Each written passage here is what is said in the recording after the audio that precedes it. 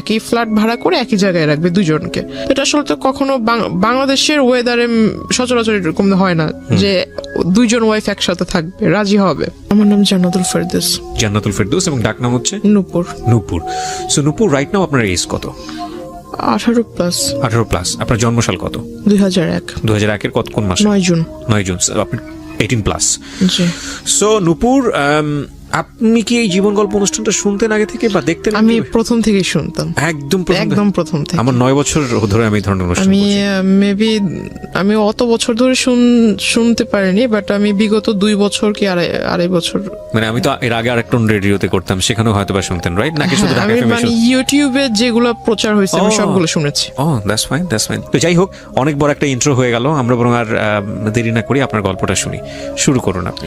আমার বাবা মা দুজনেই বাক ও শ্রবণ প্রতিবন্ধী, তারা দুজনেই কথা বলতে পারে না।